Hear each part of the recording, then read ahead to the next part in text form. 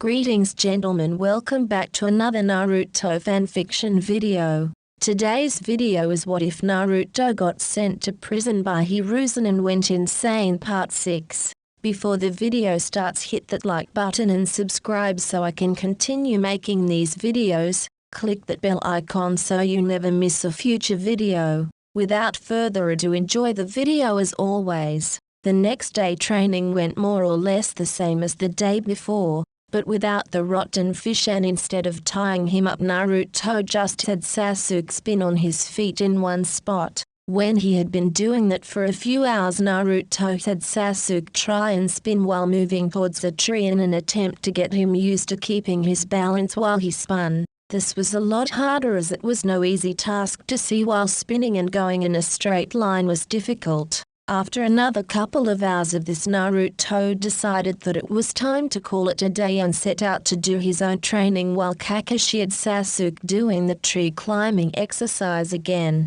At one point Kakashi had tried to find the blonde to see if he could help him in whatever it was he was training in, but couldn't find him. Giving up, he had gone back to supervise Sasuke as he tried over and over again to make it up the tree without success. It wasn't until just before the sun went down that they saw Naruto again. He didn't even seem tired, but then again he never did. Heading back towards the house, Kakashi tried multiple times to get Naruto to tell him what he was doing and where he had been, but every time the boy would just smile at him without answering. After dinner, all the ninja met up in the sitting room to discuss what had happened in the day and what they would be doing tomorrow. The bridge was going well, but if Tazuna lost any more workers they would start to fall behind. Kakashi gave a quick summary of how Sasuke's training was going, but explained how Naruto would go and do his own training and couldn't report on the blonde's progress. When Kurenai didn't say anything, Kakashi guessed that this happened regularly and it wasn't just him. At some point while they were talking, Shino and Hinata took out their respective weapons and started to clean them for something to do. When Kakashi and his team took notice of this, they all moved forward to see. They had all heard about the new weapons of the Aburame and Hyuga clans, but not many people had actually seen them. They marveled at the elegant tools of death and how much care had gone into the making. Killua, seeing his chance to ask about the weapons for his clan, stepped closer with a smug look on his face. His mother had been trying to find out who the craftsman was ever since they had been shown at a council meeting. All she was able to find out was that they were connected to a small ninja shop owned by a man named Higashi. But despite numerous attempts at getting the old fool to talk, he refused to say anything. His mother was desperate, as were the other clans of Konoha, to have their own weapons made by the mysterious weapons maker known only as the Faceless Blacksmith. So these are the new famed weapons of your clans. They don't look like much. Shino's looks like a pipe. What harm could they do? I bet the guy that made them was just a fraud. Both Shino and Hinata raised their eyebrows at the dog-like boy's words and resisted the urge to look at Naruto in the corner of the room. Standing up from his seat, Shino went over to the log pile next to the unlit fireplace, picked up 2 large pieces of oak and made his way into the center of the room. Putting the wood down for a moment, the bug user fixed his wasp point to his arm. Without saying a word, Shino threw one of the oak logs into the air and, with speed Gibber could barely follow, thrust his arm forward. The pipe-like weapon shot out of his sleeve and pierced the log. What shocked the young Inuzuka was that the log started to disintegrate before his eyes. When there was nothing left, they could all see the bugs flying back to Shino from the pile of dust on the floor. Turning to look at Hinata, she gave a small nod and stood, her hands of kami already on. Bending and picking up the other piece of wood Shino threw at the waiting girl. All Hinata did was raise her right hand, which had a light blue glow trailing along several of the seals carved into the metal, and tapped the wood as it flew towards her, which caused it to explode in a shower of splinters. They turned their attention towards the shocked members of Team 7 and Hinata explained, "Both our weapons are designed to increase our clan's fighting styles." Getting over his shock, Kibba got a contemplating look on his face. When he was done thinking, he looked at them both with determination in his eyes. Foregoing being polite, Kiba asked them straight, who made them this time. It was Shino to answer. We are not at liberty to reveal the identity of the faceless blacksmith. It was a condition made when we received the weapons. Only our clan heads know who he is. At his words, Killer lost his temper. Slamming his hands on the side of his chair and shooting to his feet, he stormed over to the quiet boy and grabbed him by the collar. Listen here, you freak. It's not right that both your clans get special attention, and it's not fair that you don't tell the other clans who he is. You think that you can keep him all to yourselves. We all want a weapon made for us. Now start talking or I'll fucking beat it out of you. I would suggest you release me. As I said, I am not allowed to tell you anything, and it's okay, Shino. Dog piss. If you don't release my friend in the next 3 seconds, I'm going to strangle you with your own intestines. Turning to face the blonde in his rage-filled mind, Kiba barely heard the threat. Shut your fucking mouth, Uzumaki. This has nothing to do with you. Naruto's grin just widened at the dog-like boy as Akamaru ran away from his partner and hid under a chair. Walking over to Kiba, the blonde, without saying a word, hit him in the face, sending him across the room, the shock snapping him out of his anger. That's where you're wrong, pup. I'm the faceless blacksmith, shit brain. At his words, all of Team 7 turned shocked expressions towards Shino and Hinata. When they reluctantly nodded their heads, Killer went very pale and stared at the insane blonde that was grinning down at him and said the only thing that he could think of. Fuck. Flashback. Naruto was in a good mood. He had just met his team and he had a feeling that they would be fun to work with. They all seemed like good people, so he wouldn't need to kill them later on, which was a plus. Also, he had just successfully snuck into an Anbu base and dyed all their uniforms bright orange. The look on their faces was priceless, and he was glad he had a camera. He was so lost in his thoughts that he didn't realize he had wandered into a back alley of the market district of Konoha. When he did take notice of his surroundings, he found himself outside a small shop. It had an old wooden sign in the shape of a kune hung over the door, the universal sign for a shinobi shop.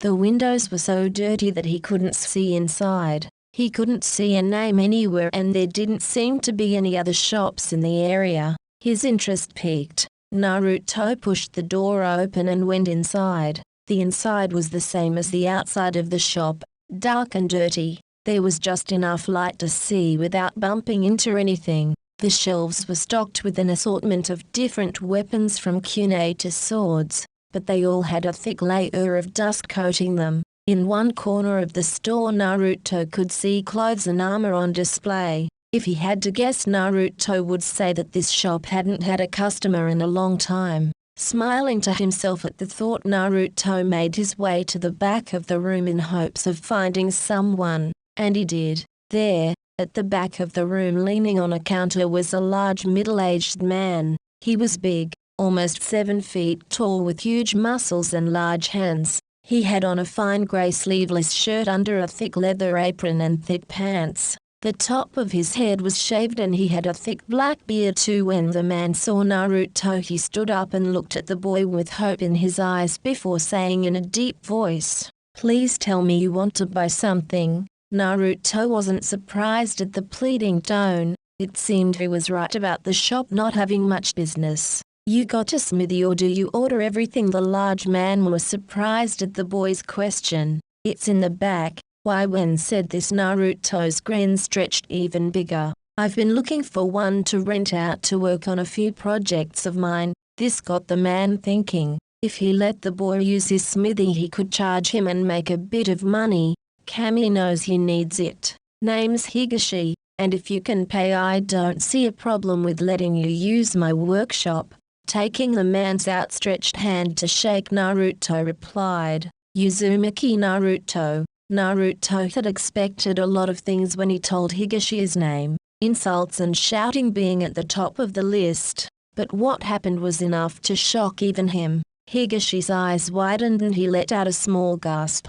Without letting go of the young boy's hand, the muscular man pulled him forward and hugged him. Naruto stiffened at first, thinking he was being attacked, until he felt water falling onto his face. Looking up at the mountain of a man, Naruto was shocked yet again when he saw the tears falling down his face. Thank you, thank you. When Higashi let the shocked blonde go, he let out a hearty laugh and explained, I never got a chance to thank you for what you did. You might not remember, but 5 years ago you saved a girl from being raped in an alley not far from here. That was my daughter, Tenten. I've been waiting for 5 years to thank you. Naruto just tilted his head to one side in thought. Short girl in a Chinese-style dress with buns in her hair. Looks kinda like a panda. Higashi just laughed again and nodded his head. Small world. How's she doing nowadays? She became a ninja, graduated last year.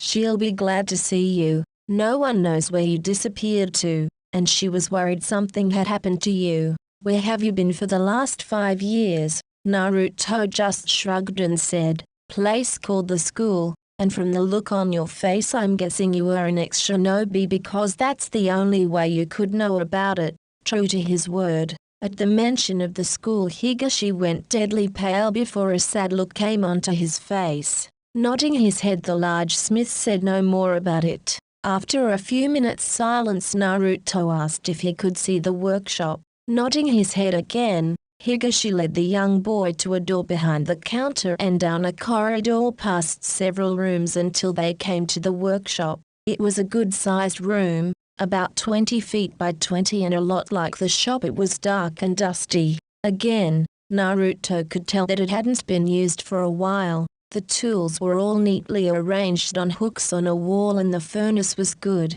The work counter was full of old broken kunes and swords. On a wall at the back of the room were several different designs for weapons Naruto had never seen. He couldn't help but be impressed. Seeing what he was looking at, Higashi made his way over to the blonde. These were all my ideas. I had planned to make them one day, but after the Kyuubi attack my first shop was destroyed. When it was finally rebuilt, I ended up back here and nobody even came. I found out that one of my old competitors had bribed the civilian council to have me put here to get rid of me, so I never had the money. Nodding his head, Naruto reached up and took down some of the designs. There was a double-bladed axe, a zanbato, and several more complex designs that he could just barely comprehend. Putting them down, he pulled out several pieces of paper and handed them to the old smith.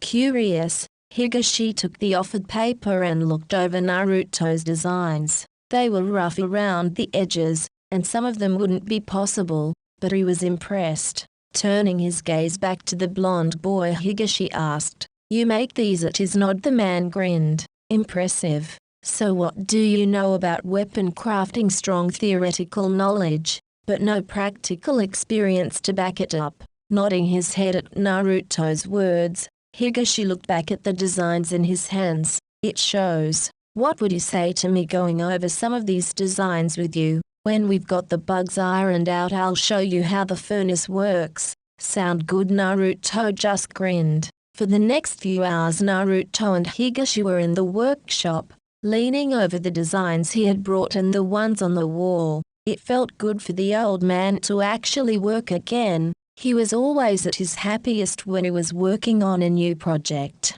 He had missed the feel of the paper and the satisfaction of seeing his work coming to life. As the hours passed, Higashi was more and more impressed with the blonde boy. The way his mind worked allowed him to think outside the box, to think of things no one else had ever considered. And when put together with Higashi's years of experience, they found the time flew by without them even noticing. The boy was off his rocker, there was no doubt about that, but it was the touch of insanity that made his designs stand out. At one point during their time together, Higashi had made a shadow clone to make them tea. The clone caught Naruto's attention and he asked the old man what it was. After a quick explanation of the jutsu and a demonstration, they spent the next hour working on the shadow clone jutsu. It surprised Higashi that it didn't take longer for the boy to do it, but what really shocked him was that he made so many on his first try. The room was filled with clones.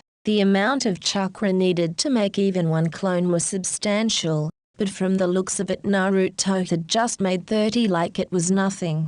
Deciding to put this unexpected gift to use, Higashi had the clones go around and clean the workshop while he and the original went back to the designs. It was this sight that greeted Tenten when she came home. She had just finished a hard day of team training and was nearly dead on her feet. Hearing her father in the workshop surprised her at first. He hadn't set foot in there for years. So trying to be quiet, she gently pushed the door open only to see a sea of blonde-haired boys that looked about her age moving around the room cleaning. Slowly making her way into the room, Tenten found her father standing at the workbench leaning over the shoulder of another of the blonde boys. He was one of the oddest-looking boys the girl had ever seen, with his long blonde hair and black straitjacket, but for some reason she could have sworn she had seen him before. Shaking the thought out of her mind, Tenten walked over to her father and looked over his shoulder.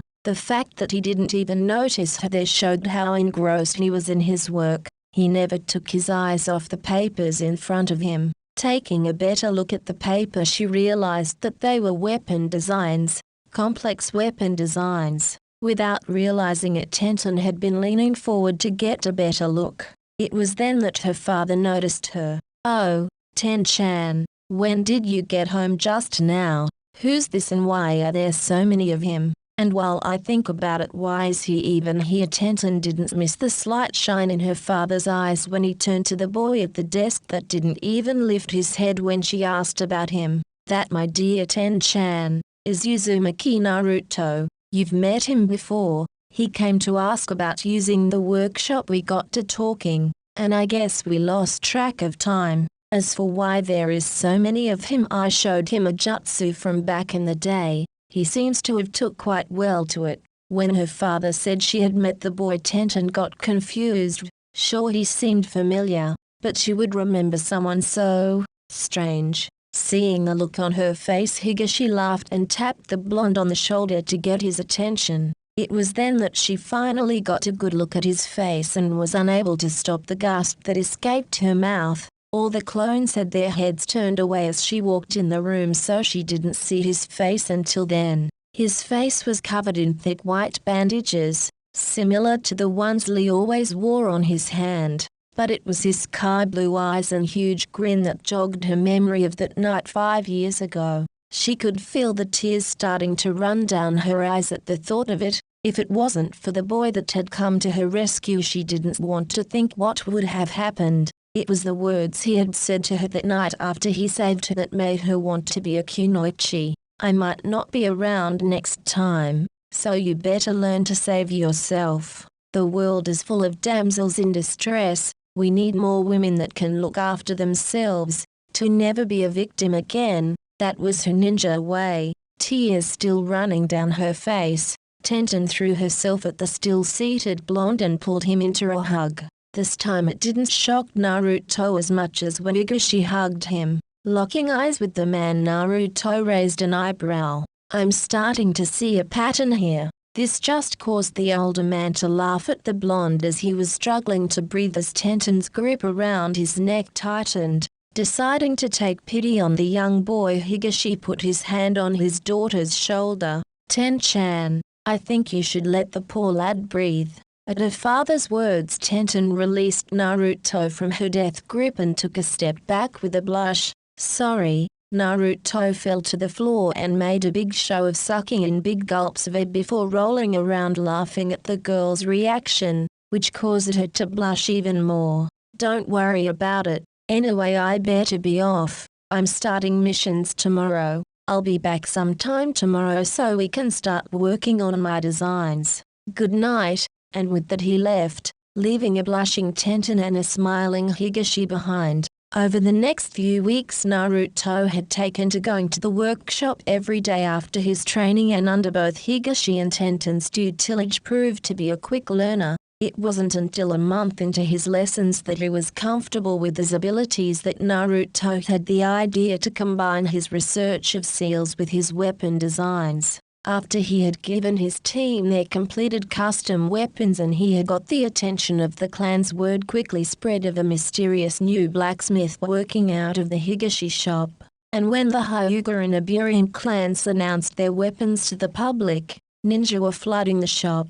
Higashi and Tenten were constantly questioned about the faceless blacksmith as he had come to be known, something that had amused the three of them greatly because of Naruto always wearing bandages to cover his face. End flashback. The room was deadly quiet, no one knowing what to say. Kiba was still frozen in place, staring at Naruto in shock. He might have just ruined his family's chance to have weapons made for them. Running up to the blonde, Kiba threw himself at his feet and practically shouted, "I'm sorry, I didn't mean anything but, really, I just wanted to help my clan. Please make us a weapon." Looking down at the groveling boy, Naruto's face went hard. He still had the smile on his face, but it didn't reach his eyes anymore. "Get up, dog piss. Show some pride. For Kami's sake, have some self-respect. You're a future clan head. Don't bow to anyone but the Hokage. As for the weapons, give me some fucking time.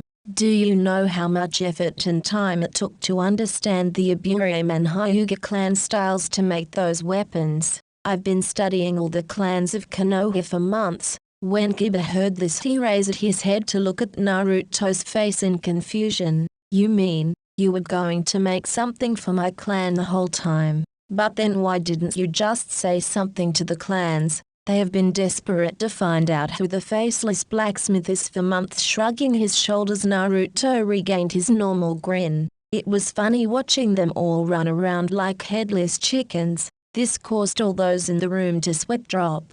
The next day it was Naruto and Sasuke's turn to guard Tazuna at the bridge. It went without saying that the two boys were impressed with the sheer size of the bridge. At some point in the day, Naruto had taken to helping the workers by moving heavy rocks and equipment that would have needed to be moved with a makeshift crane. Several people had left during the day saying that they had to think of their families.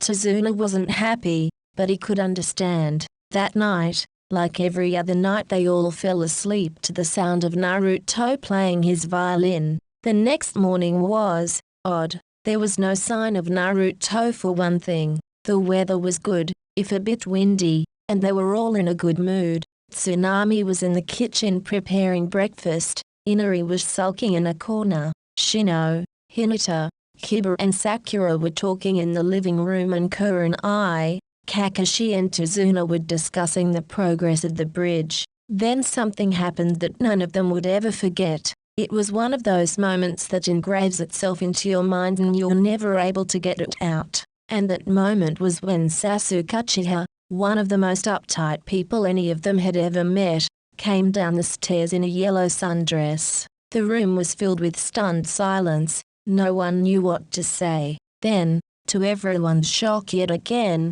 Sasuke walked through the front door with a pile of chopped wood in his arms. The two Sasukes stared at each other for a few minutes, still no one saying a thing. Then the Sasuke in the dress fell on the floor and started laughing. Before their eyes, the Sasuke on the floor started to ripple. When it was done, there was Naruto, still rolling around on the floor.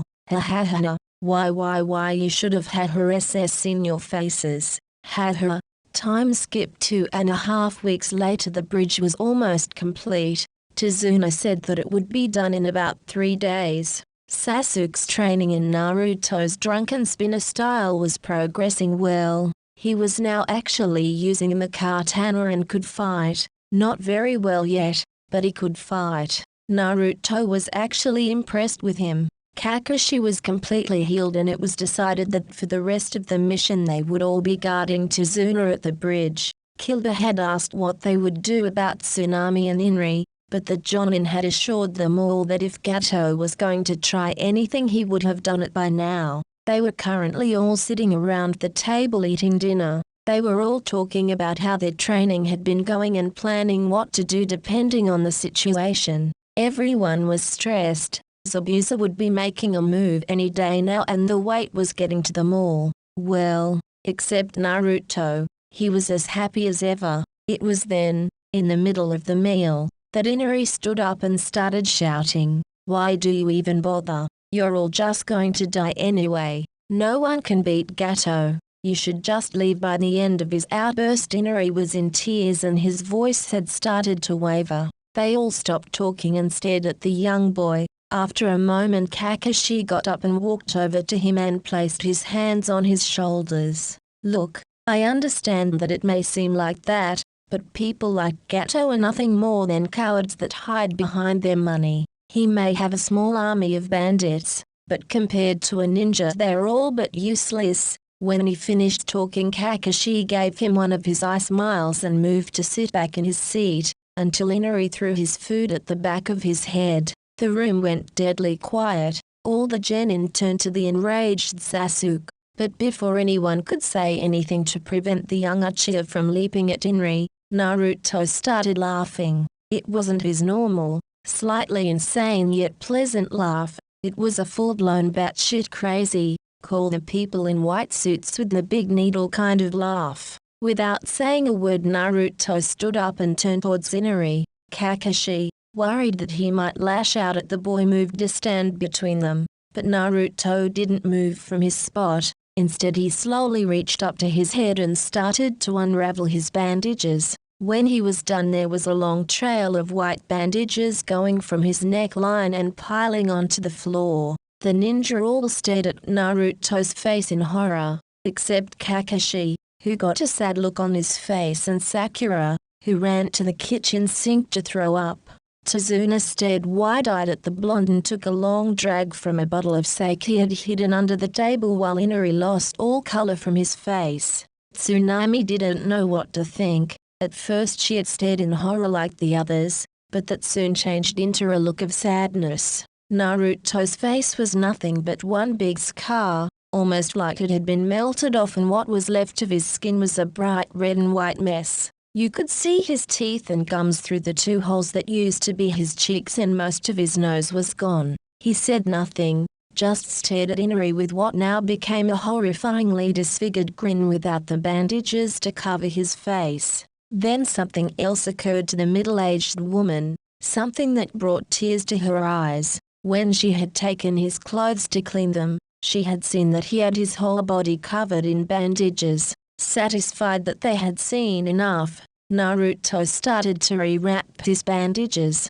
When that was done, the blonde turned to them, grin still in place. Sakura had come back, but still looked pale. On my 7th birthday, a mob came to my house. They dragged me outside, tied me up with wire and beat me for I don't know how long. I was stabbed, strangled and beaten. I had my throat cut, my stomach slit and my eyes ripped out of my head. And you want to know the best part? I never lost consciousness, and I healed almost as fast as they hurt me. Then, to finish everything off, I was tied to a log in the middle of the street where they had built a bonfire. To hear his grin stretched wider as he watched their eyes widen in understanding. Letting out a dark chuckle, Naruto continued. Yep, that's right. After a nice little speech by the leader of the mob, 4 ninja with their faces covered lit the wood on fire around me. But yet again, that wasn't the best part.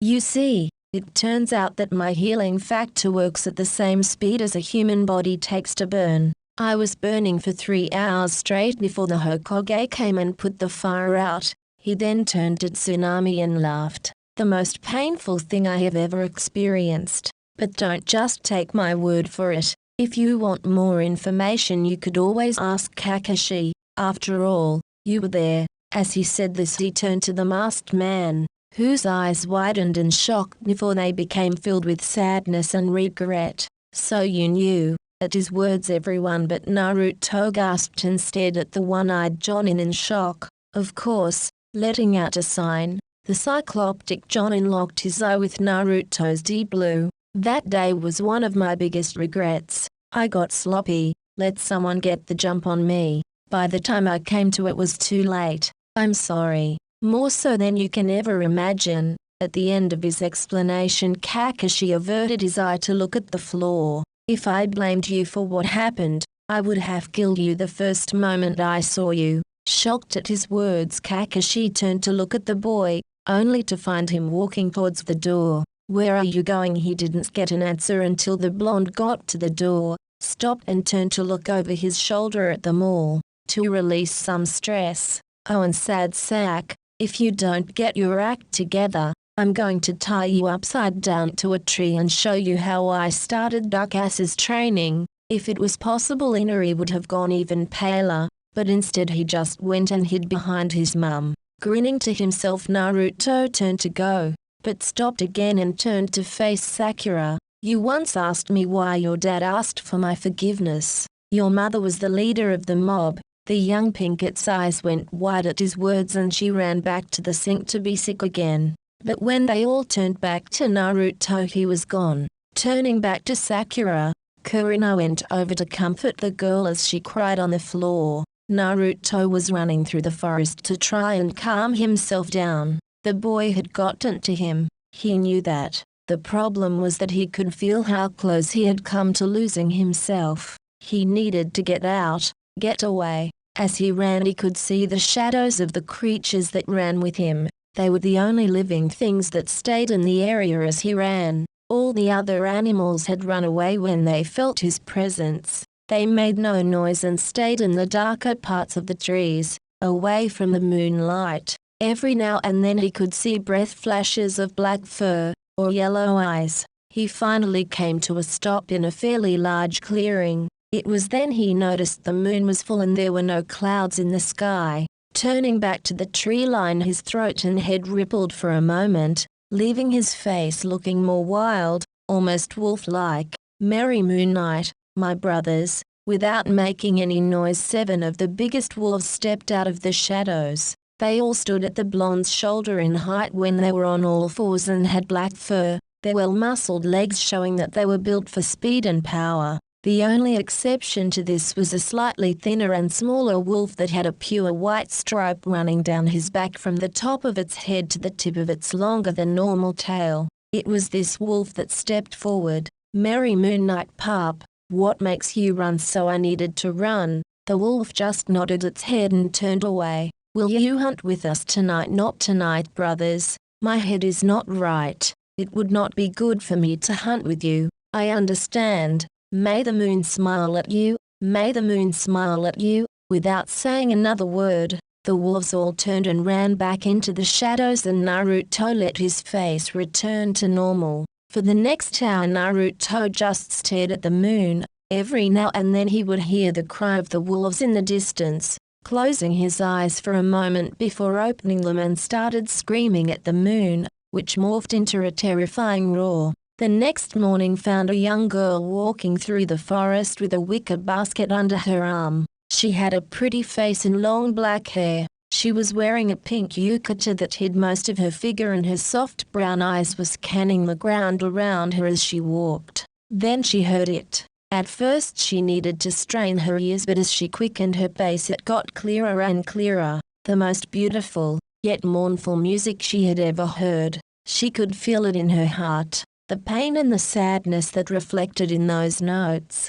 Haku soon found herself running in the direction of the music, desperate to find the source of the sound, but slowed to a walk when she came to what used to be a part of the woods. Some of the trees looked like they had been pulled out of the ground, while others had claw marks. She had never seen anything like this, but the music was still calling to her. So, getting over her shock, she made her way through the wreckage. A few minutes later, Haku came to what looked like a natural clearing and stopped in her tracks. There, sat in the middle of the clearing playing a violin, was the blonde boy Zabuza had been talking about. Not knowing what else to do, she made her way to the center of the clearing and sat next to the boy. He didn't stop playing, didn't even show any sign that he knew she was there, but Haku knew he did, so she just sat there, listening. Eventually the music came to an end and, with slow movements, the strange boy put the violin away,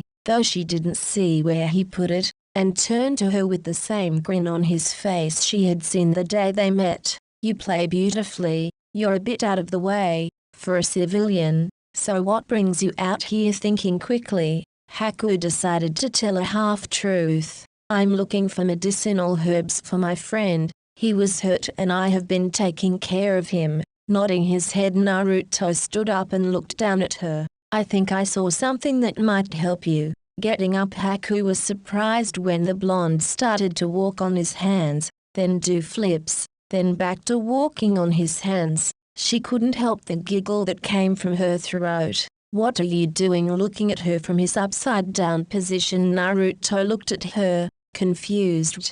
"Handstand." Giggling again, Haku elaborated. "I can see that, but why are you doing a handstand?" "Why not?" When he said this, his grin spread wider over his face. They didn't say anything for the next few minutes until they came to another, smaller clearing filled with different flowers. Walking over to a patch of small purple flowers, Haku turned to look at Naruto over her shoulder. "My name is Haku. What's yours?" "Naruto." "That's a nice name." Turning back to the flowers, Haku started picking the leaves off. "Tell me, Naruto-san, are you a ninja?" "Yes." "Do you have a precious person back at your village?" Seeing that he didn't understand, Haku explained, "I believe that for a person to be truly strong, they need someone to fight for, to bring out their inner strength." "Do you have someone like that?" Naruto laughed at this, taking a full 5 minutes to calm down before he could answer. "I have no one. I have no true purpose. There is no one in that place that I would truly fight for. I would just as soon kill them as I would save them." Shaking her head sadly, Haku went back to picking the leaves. "I see. That's sad. You must be very lonely." Nothing was said for a while after that. Haku would move to different patches of flowers from time to time, taking different parts, until Naruto broke the silence. "This friend of yours, is he your precious person?" Smiling to herself, Haku turned back to the blonde. "Yes, he is very special to me." Nodding his head, Naruto's grin stretched back over his face. "Your friend is lucky to have such a beautiful girl such as yourself taking care of him." He couldn't help but laugh as Haku's face turned red and she started stuttering.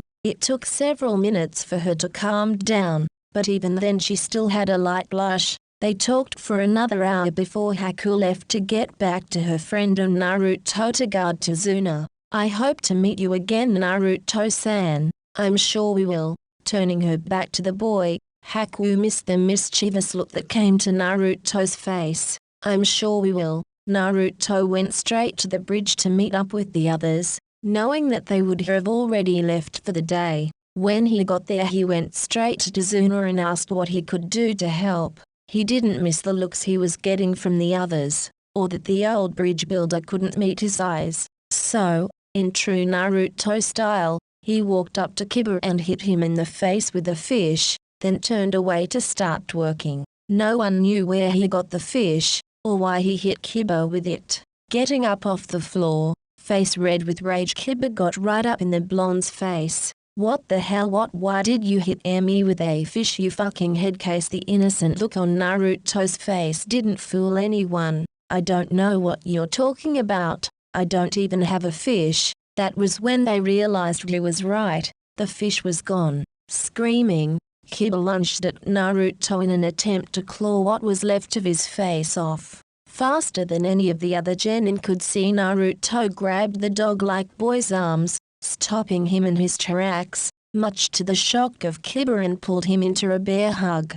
Kiba was so shocked that he didn't even notice that Naruto had walked over to the edge of the bridge and dropped the young Inuzuka into the water below. Clapping his hands together and smiling as Kiba shouted curse after curse at the blonde, he turned to the others on the bridge and shrugged. "I kept telling him that he smelled of dog piss. Now he smells of wet dog instead." Shaking their heads, everyone got back to work. It wasn't until an hour later that anyone thought to help Kiba out of the water. The next day when the two teams set off for the bridge, there was no sign of Naruto, so they just went ahead. Tsunami was going around the house cleaning when she heard someone at the door. Putting down the duster in her hands, she made her way to the door, only to have it broken down just before she made it. Stood in the doorway were two men with swords. One of them, the smaller of the two, had on a purple hat and a cocky smirk, while the other had no shirt and had multiple scars over his body. Stepping forward, the smaller of the two drew his sword and pointed it at her, the smirk never leaving his face. "Gato would like to have a few words with you." Backing away from the two men, Tsunami made to run out the back door but wasn't quick enough. Grabbing her by the arms, the two men dragged her outside, kicking and screaming. Hearing his mother in trouble, Inari came out the house with a knife. "Let go of my mum." The two men looked at each other for a moment, then the man with the hat stepped forward, sword in hand. Tsunami was screaming for the boy to go back inside, but he just kept running straight towards the man. What happened next was so fast that she almost missed it. Just as the sword was about to cut Inari's head from his shoulders, a shadow came running out of the wood, shortly followed by 6 more. Before they knew what happened, the man in a hat was rolling around on the ground screaming as he clutched the blooded stump that had once been his arm. It was then that Tsunami heard a low growl behind her. Slowly turning around, Tsunami came face to face with the biggest wolf she had ever seen, and its maw was covered in blood. The thug holding her arm backed away as quickly as he could and raised his sword in a poor attempt to defend himself, never seeing the other wolf that was running at him from behind. The wolf was on him instantly, jumping on the thug's back and biting into the back of his neck, and with one quick shake the man went limp, his spine broken. The thug with the hat was soon dealt with in a similar way, and the area was filled with nothing but silence. Tsunami ran to her son and pulled him into a hug while shielding him from the wild animals at the same time. Then Inari said something that made her eyes widen in realization. Naruto was right. That's right. Naruto had said that he met a pack of wolves and that as long as they gave them scraps of meat they would help them. She couldn't help the laughter that escaped her throat as she cried into Inari's hair, thanking the blonde in her head over and over again.